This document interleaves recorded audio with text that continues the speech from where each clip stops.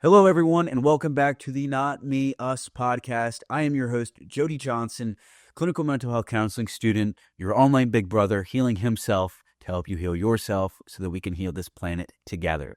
Today, I am feeling a little bit under the weather, if you can't tell, but nonetheless, I am still feeling good enough to record today's episode on protecting your energy before sharing it with others. So first, we'll dive into the importance of protecting your energy management, recognizing that your energy is being drained. I'll give you guys tips to help better manage your energy. We'll reframe the concept of selfishness. Then we'll dive into navigating relationships without draining yourself first. And we'll close out with our understanding of protecting your energy as an ongoing practice. So thank you guys for being here. Let's dive into it, chat. Do you ever forget to protect your energy? And it's okay if you answer yes to that question, because yes is my answer too. Protecting your energy is an ongoing practice. It's something that we're always constantly managing. And last week, my therapist actually was direct with me. He looked at me and he said, Jody, you need to put on your oxygen mask first. And I'm absolutely not going to sit here and go into my therapist complete psychoanalysis of my life, but he urged me in my last session to not tend to the needs of others without tending to the needs of myself first. And I'm just wondering if any of you guys can relate to this. You give and you give and you give, but you also have people or a person in your life that drains you emotionally, physically, spiritually. And then this then leads to things like burnout, you feeling overwhelmed, or maybe even ineffective help when you are in a position to give help. Well, last week, after I recorded the episode, I was pretty overwhelmed, and I was more worried about my ability to effectively help my clients, my family, my teammates, my community, than my actual ability to control the things that I can control. But in my therapy session, my therapist told me to stop worrying about others. Rather, my therapist told me, before worrying about others, I need to set firm boundaries, continue practicing self-care, and manage my exposure to draining situations. In other words, my therapist, he told me to protect my energy, which inspired today's conversation because I want to help you guys protect yours. Our energy is the matter used to do work, and before I go into a nerdy explanation of what energy is, I will leave it at that. But in today's episode, I kind of want to explain the two energies that I want to focus on, which is emotional energy, the amount of energy that we have to deal with emotional situations, and then mental energy, the amount of energy that we have to think clearly, focus, and make decisions without distractions. But in order to understand how to manage these two forms of energy, we have to understand our own needs.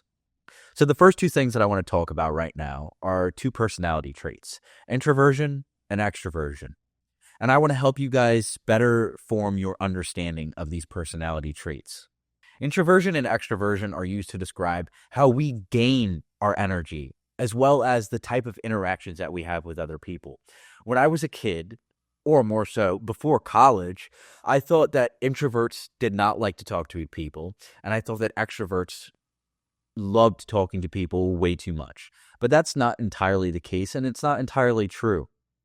Introverts, in simple terms, gain energy from being alone in quiet, non-distracting, not in overstimulating environments.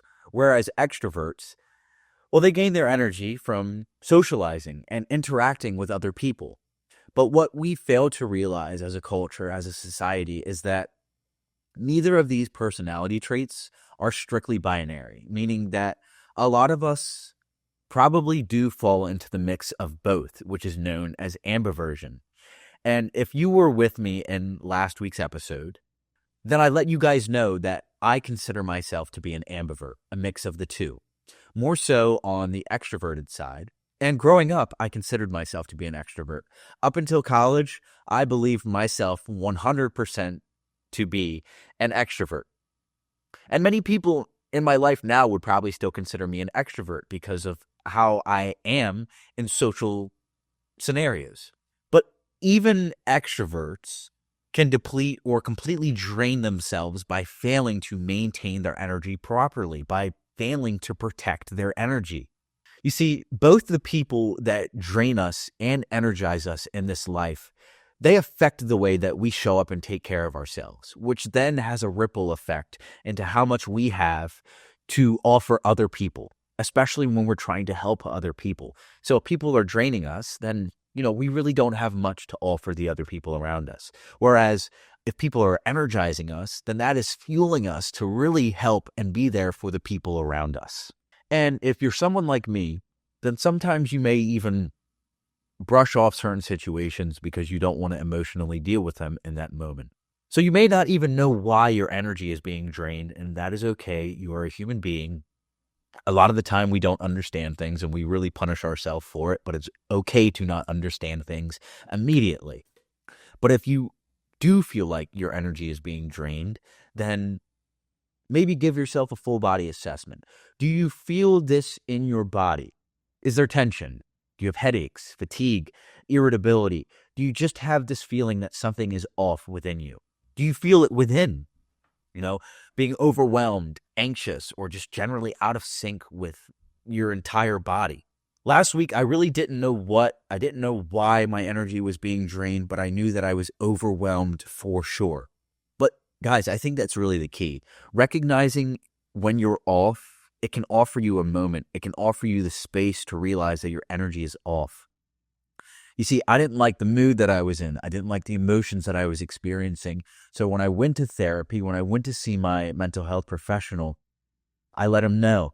And he, did his little deep dive into my inner psyche and figured out, something that was really, really bothering me, but I kind of just brushed it off my shoulders. And that's when he had to be direct with me and say, Jody, you need to actually talk about what is bothering you right now than just bottling it in.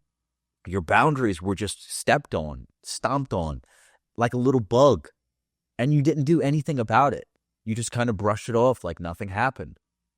So something like that could happen to you. But even, little things in our life, like social media, can drain us without us even realizing it. While we're scrolling and scrolling and doom scrolling and brain rotting, the energy that people are putting out into the digital world, into the digital world, it can negatively impact our mental health. And I think that's also what has happened to me in the last, 2 weeks, considering where we are in 2025. A lot of people are putting stuff out there and they have every right to feel the way that they do. They have every right to be scared. But a lot of this content out there right now is negative, and it has taken a toll on my mental health because it's been draining. And again, people have every right to feel the way that they feel. I just have to be mindful of what I'm consuming because, there are people out there that are putting stuff out there that is very mindful, but also something that leaves you with a smile. All right, guys. So this leads me into the portion of the episode where I give you guys 3 tips, 3 different ways that I protect or manage my energy. And I'm adding manage into that because last week I failed to protect my energy. But that doesn't mean I just give up. It means that from there, I can then manage my energy to make sure that I have enough for myself before I can give it to anybody else. So the first tip that I have for you guys is setting and maintaining boundaries. I feel like I'm a pro at setting boundaries, but I am nowhere near a pro. I'm more novice amateur when it comes to maintaining those boundaries because I will, tell people what I like versus dislike. I give people my preferences. I let people know what I will versus won't tolerate in a relationship. I say no. I cancel commitment when I am feeling unwell. Like, I'm not going to go to work if I have the flu to get all of these, children sick. I'm absolutely not going to do that. But maintaining boundaries is something rather difficult because it involves you to look at all of these things that you've said that, you'll do to protect yourself. And then it's looking at the actions of other people and how they completely disregarded what you have set for yourself. So that's the part where I lack. But as I said, management. Tip number 2, prioritizing your self-care. And I think, guys, we have to make this a habit and not a trend. I don't like how trendy prioritizing self-care has become. For me, I exercise. That's 6 to 7 days a week for me. That might not be the case for you. You don't need to work out 7 days a week. If I need an off day, I am going to take an off day. A lot of people on social media are so against that, and I really don't know why. Because a lot of professional athletes, a lot of Olympic athletes have off days. That's why they're pros. I need to eat a lot of cooked meals, not meals bought out, not fast food, not a lot of that. I see my mental health professional once a week. I'm chasing my goals. I'm constantly managing them. I'm constantly tweaking them so that I can achieve them. I'm reading nonstop. The list can go on and on and on of ways that I prioritize self-care. I have my hair down in today's episode. I'm wearing a cropped white beater. I was going to wear my Be Kind sweatshirt to record this episode. But no, I decided to prioritize my self-care because if I'm not giving myself the space that I need to have a conversation like this, then it's not an effective conversation. The other day I tried to record this and I wasn't feeling good. I felt performative. So I turned off the camera, turned off all the podcast equipment, and I said, I will come at this when I'm ready. This leads me into tip number 3, recharging based on your needs. You guys heard me a couple minutes ago talk about introversion and extroversion and the ways that we recharge socially or non-socially. But I like to think of it as a social recharge versus solitary recharge. Anybody can use these, whether you are an introvert or an extrovert. We need both of these. It's just that depending on your personality type, you're going to need one more than the other. I said that I'm an ambivert, more on the extroverted side. So I honestly need social recharge more than I need a solitary recharge. But again, I'm a 22-year-old in an apartment by myself. The majority of the time that I spent is spent alone. But it's not in isolation. I consider it being spent in solitary because I'm comfortable with this time alone. But then I need the social recharge way more than I need the solitary recharge because I spend so much time alone as it is. But there's other ways that you can prioritize your needs, recharging based on your needs. There's sleeping. I quit smoking over 50 days ago, and that has drastically helped my sleep. It's improved my sleep quality. I'm able to dream again. I'm getting better quality sleep. I'm waking up less groggy and foggy in the head. And then there's also, just taking a break or resting as needed. Listen to your body. Guys, taking a step back, it does not make you selfish or self-centered. It makes you smart, healthy, and most importantly, it makes you human. Our world, our society, our culture, it values giving, even if you don't have much. So there is true power in saying no. Saying no is so important. And I'm not going to sit here and say that giving isn't important in our society, in our culture, in our world, because it's beautiful when we're able to donate things such as our time, our money, our organs, for crying out loud. I'm just saying that saying no a lot, and the 2 times that I did the 75 hard challenge, it allowed me to be more present when I did show up. And it gave me the space, the moments needed to gain strength and courage, allowing me to build the confidence outside of the challenge to say no to things. And guys, everything that I've kind of discussed thus far has allowed me to navigate the relationships that I care about in my life without draining myself. Because there's healthy giving. I'm able to fill my cup first before filling somebody else's. Because how can you pour into somebody else's cup if you have nothing to give? It allows me to communicate my needs with somebody else, somebody that I really care about. And the majority of people in our country, in our world, are not self-aware. And self-awareness is such an important quality in social dynamics. Knowing yourself, that is the true key to having empathy for others and to help them effectively. So guys, that's about all I have for today. Today's topic was to share how protecting your energy is an ongoing process. Energy is something that we manage. It's not something to fix when we're already drained. Like last week, I was overwhelmed, but I wasn't completely drained. So I went to my therapist. My therapist helped me out a lot, honestly. And I was able to then manage my energy from there. So I encourage you guys to check in with yourselves regularly. If you're feeling off, in your relationship at work or on social media, give yourself that full body check. Is it happening in your body? Is it happening within your mind?